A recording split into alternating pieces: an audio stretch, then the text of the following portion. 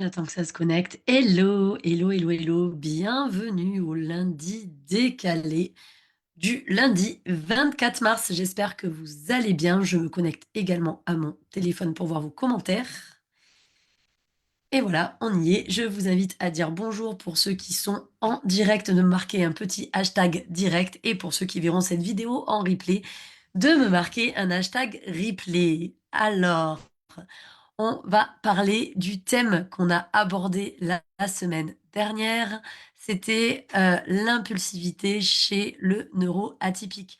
Donc déjà, pourquoi l'impulsivité chez le neuroatypique?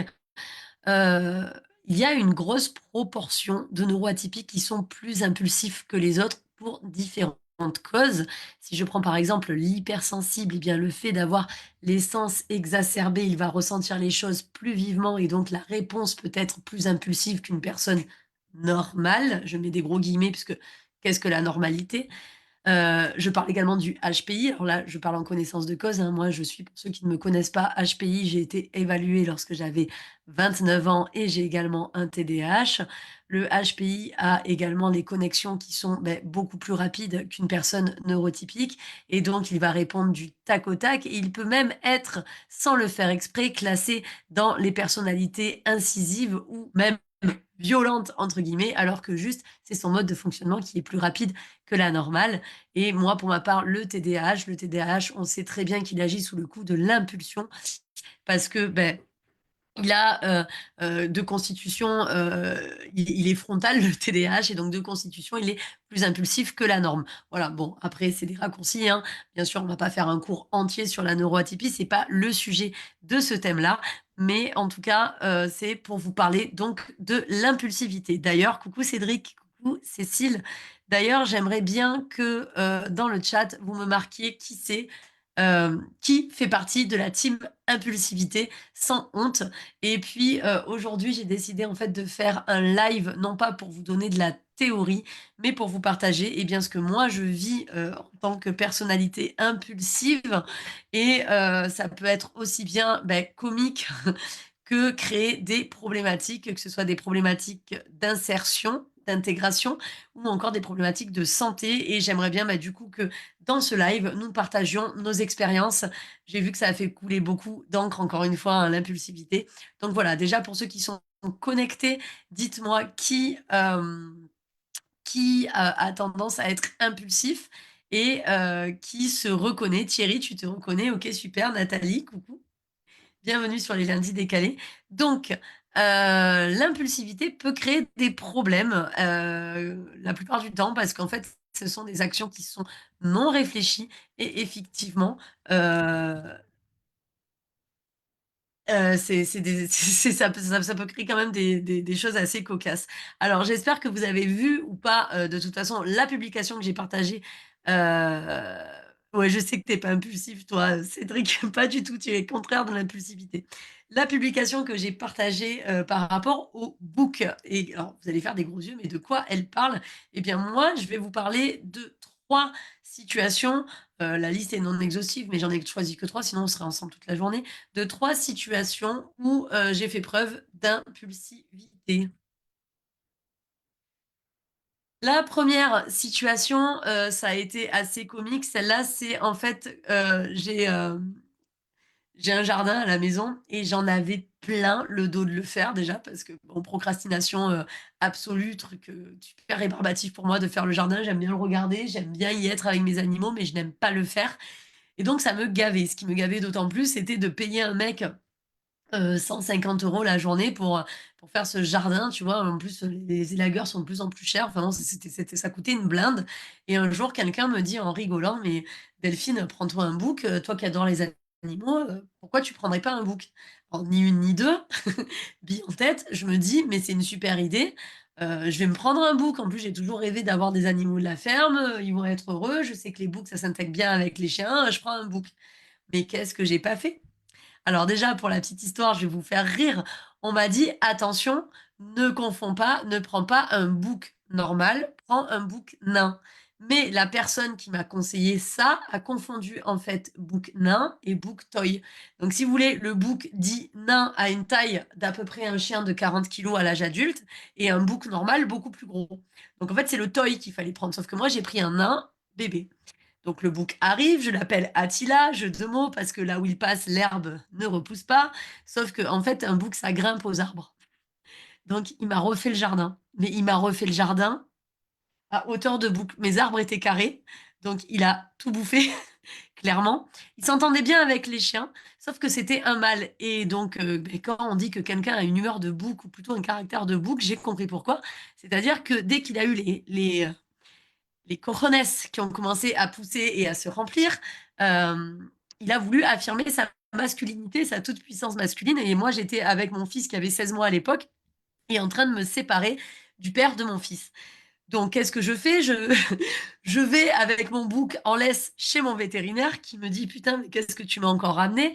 Et donc, on m'avait conseillé de faire castrer le bouc pour ben, le faire se calmer. Et puis, nous, ben, c'était vraiment plaisant, hein. Le matin, j'ouvrais mes volets, j'entendais un bé comme ça. Et puis, par contre, ce que je savais pas, c'est qu'un bouc n'a pas de sphincter et chie en continu. Donc, je me suis retrouvée avec ma terrasse pleine de petites boulettes de bouc et avec l'odeur qui allait avec, parce qu'un bouc, ça sent fort sa mère. Mais là, j'en parle avec sourire, hein. Attention, c'est pas fini, vous allez vraiment rire. L'impulsion, d'ailleurs, la personne, après coup, petite parenthèse, qui m'avait dit pourquoi tu prends pas un bouc, m'a dit non, mais je disais ça en rigolant. Sauf que moi, n'ayant pas de second degré, ça doit être un côté autiste que je dois avoir, pas de second degré, moi, tu me dis un truc, je le prends et j'y vais direct. Et quand je dis un côté autiste, c'est pas une critique, hein. Mon mari a un TSA, c'est pas une critique du tout. C'est vraiment mon mode de fonctionnement. Donc moi, bille en tête, je prends les choses au premier degré, j'y vais. Du coup, il me bouffe tout le jardin, il chie partout, etc. Mais c'était rigolo. Il y avait mon fils en chaise haute, il venait lui lécher les pieds pendant qu'il mangeait la compote. Donc tout ce petit monde évoluait en liberté. Et ça allait quand même plus ou moins bien. Il n'y avait pas de... Ça allait, quoi. Je comptais passer ma vie avec ce bouc que je trouvais vraiment de plus en plus gros pour son âge. Donc le bouc, au passage, je le récupère chez le véto, je le fais castrer. Je croise des collègues de travail, parce qu'à l'époque, je travaillais aux urgences, qui me disent, tu attends quoi? Je dis, j'attends mon bouc. Les gens me croyaient pas. Donc les gens sont restés pour filmer et me voir me balader avec un bouc pour rentrer chez moi. Alors oui, pour le coup, c'est dans l'humour, le lundi décalé, oui, c'est complètement décalé. Donc, mais attention, hein, l'histoire n'est pas finie.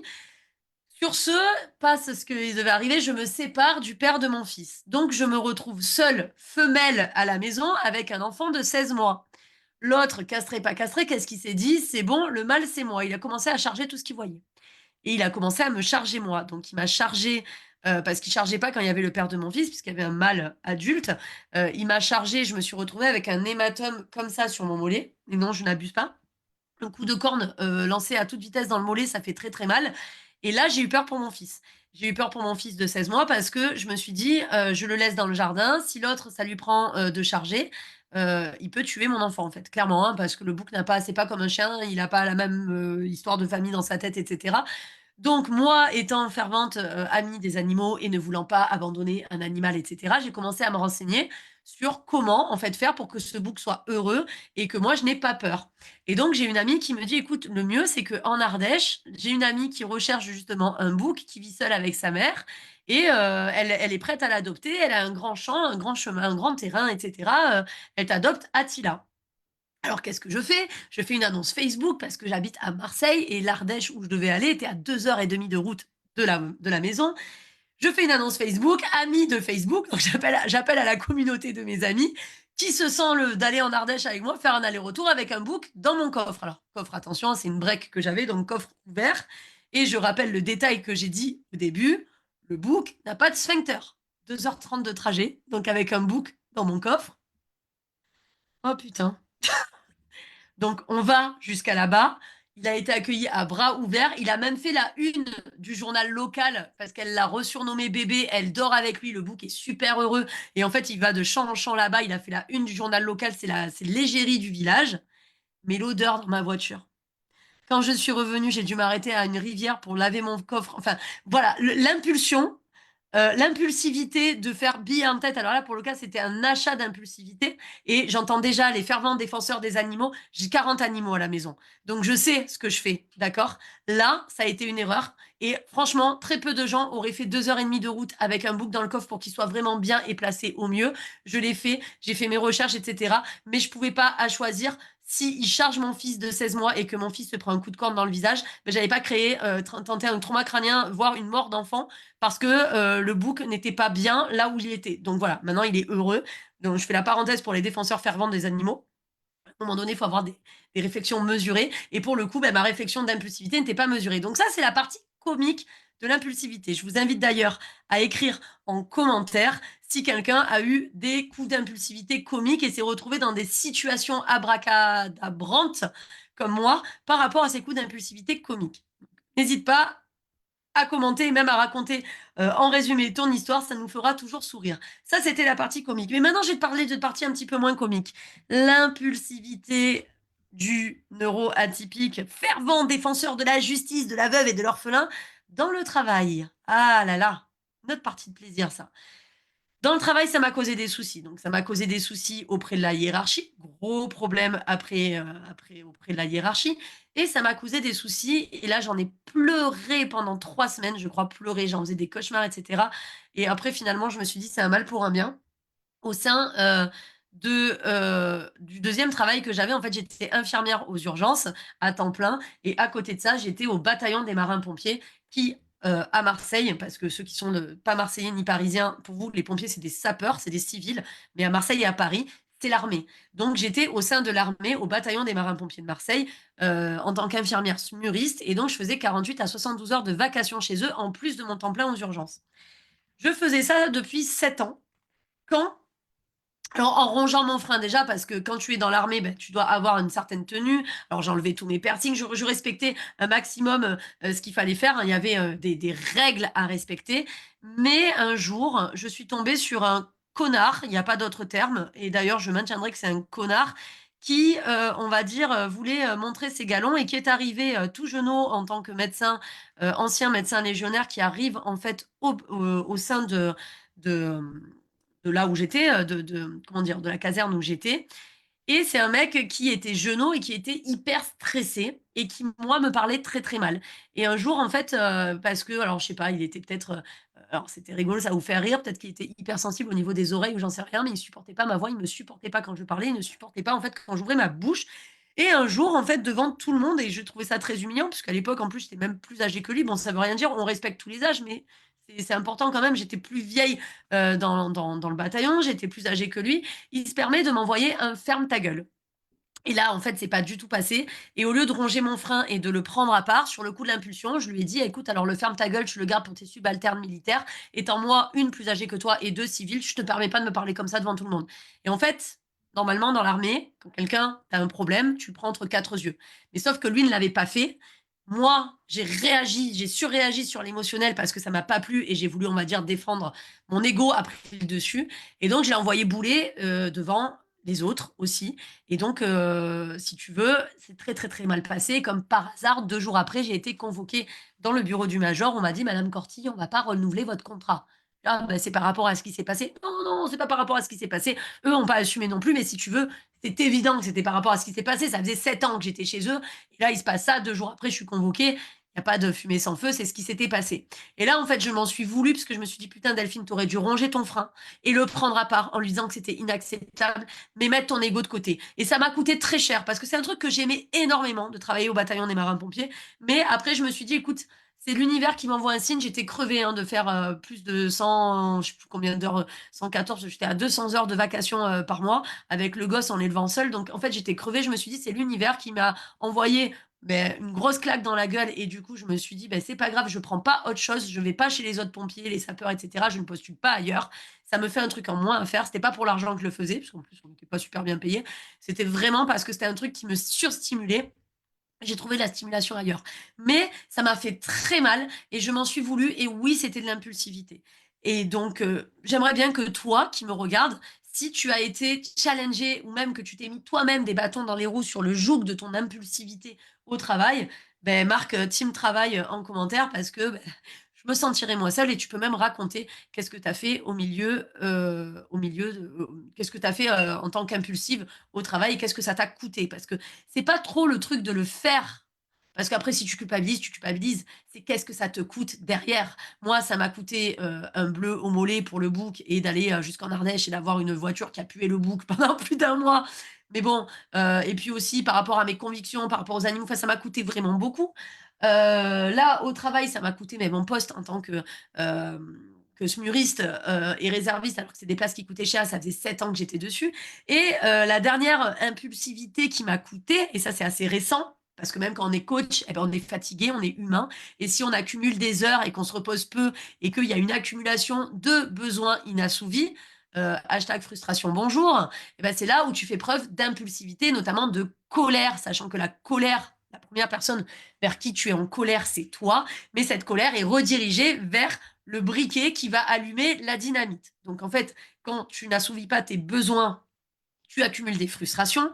Ces frustrations te transforment en bâton de dynamite. Non, c'est pas pour ça que je me suis habillée en rouge, mais ces frustrations se transforment en bâton de dynamite ambulant. Et du coup, la première personne, même si c'est un gros con ou une grosse conne que tu as en face, va être le briquet, le déclencheur de cette explosion. C'est-à-dire que peut-être si tu avais été dans de meilleures conditions, avec des besoins totalement assouvis, etc., tu n'aurais pas déclenché aussi rapidement que si tu es frustré. Et donc, là, récemment, si tu veux, ben, je faisais beaucoup, beaucoup d'heures de travail. Il y avait beaucoup de stress à la maison, une accumulation de plein de choses et de paramètres que je ne pouvais contrôler et qui, du coup, me frustraient.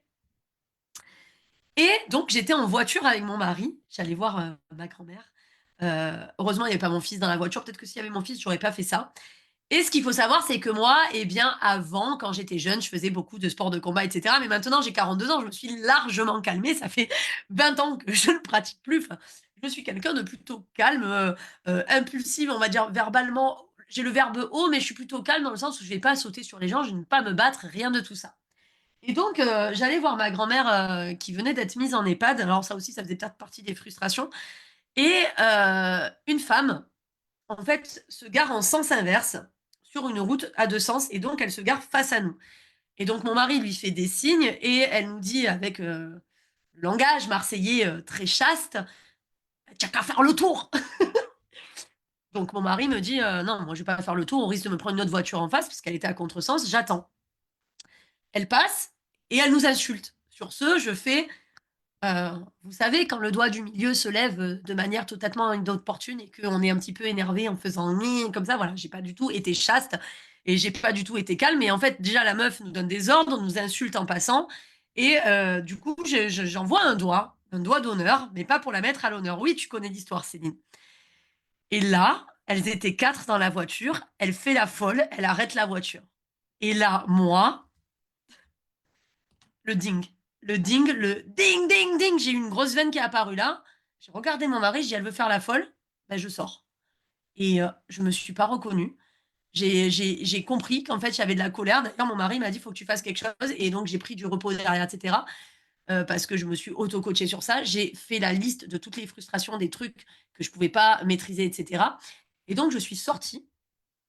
Je suis allée et elle a eu même un mouvement de recul parce qu'elle s'attendait pas à ce que quelqu'un qui a des petites lunettes, le petit manteau et machin, etc., sorte de la voiture. En fait, elle a voulu faire la folle et elle est tombée sur plus folle qu'elle, si vous voulez, sur plus impulsif qu'elle, on va dire.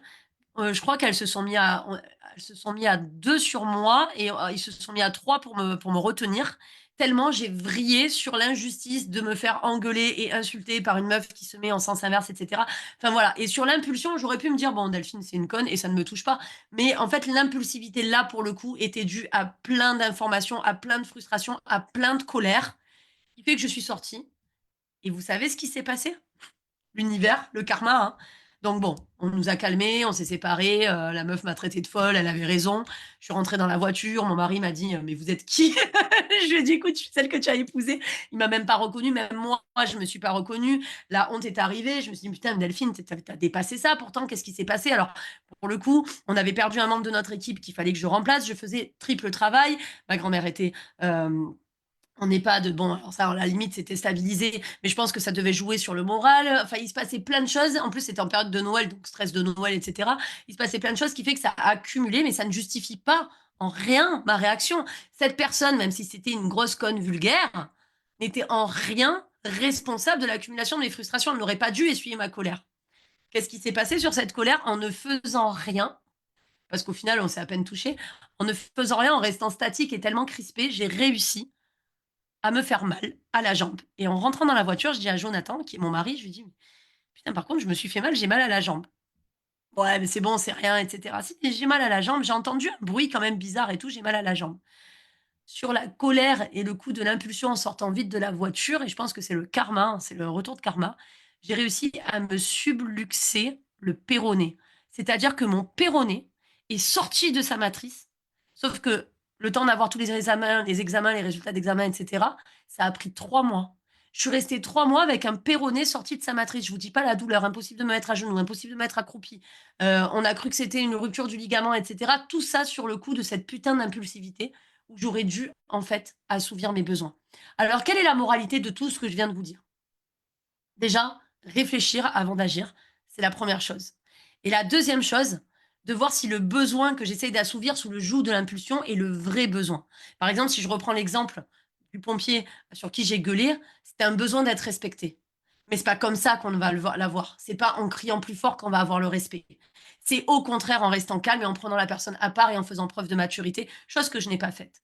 Là, le besoin pour la fille là, en voiture, ben, en fait, c'était un besoin de justice parce que je trouvais ça complètement injuste de se faire insulter alors qu'on avait raison. Mais pareil, le besoin de justice, cette fille, en fait, parler à un mur, pisser dans un violon, ça ne sert à rien. Donc, en fait, le besoin, c'était surtout un besoin de me ressourcer, un besoin de me reposer. C'était le besoin qui était caché derrière ce besoin de justice. Parce qu'au final, cette meuf, elle m'aurait fait le même cas si j'avais été hyper heureuse, hyper stable et hyper calme. Même pas, je serais sortie de la voiture, je l'aurais même pas insultée, j'aurais dit, bon, c'est une conne, ça m'en touche une sans faire bouger l'autre. Ça aurait été vraiment ma ligne de conduite. Donc voilà, ça, c'est 3 exemples personnels que j'ai pu avoir et que j'ai pu utiliser sous le coup de l'impulsivité. Et donc, moi, ce que j'ai envie de te faire aujourd'hui, c'est de t'offrir un appel de 15 minutes pour que tu me parles de tes coups d'impulsivité et qu'on voit si on peut faire quelque chose ensemble et si on peut le travailler ensemble. Parce que ben, je suis pas quelqu'un qui va te prêcher la bonne parole en disant ah non, moi je suis un coach à qui ça m'arrive jamais. C'est pas vrai. C'est pas vrai. Les coachs qui vous disent ça, c'est pas vrai. Ça leur arrive encore parce qu'on est des humains. D'accord. Par contre, on a des stratégies pour redescendre très vite et pour se remettre en question pour pas que ça arrive encore à l'avenir. Donc en fait, c'est ça que je vais t'apprendre. Donc si tu es de la team impulsivité, tu commentes impulsivité et je reviendrai te proposer un appel où on discutera vraiment ciblé impulsivité. Parce que je sais que ça peut vraiment causer des problèmes dans le travail, dans la famille, dans les relations de couple, dans les relations amicales. On peut vraiment se mettre des bâtons dans les roues à cause de l'impulsivité. Donc, commente impulsivité et je viendrai prendre un appel de 15-20 minutes pour qu'on en discute ensemble, mais vraiment ciblé impulsivité. Ok. Je te fais un bisou et je te souhaite un bon appétit. Bye bye.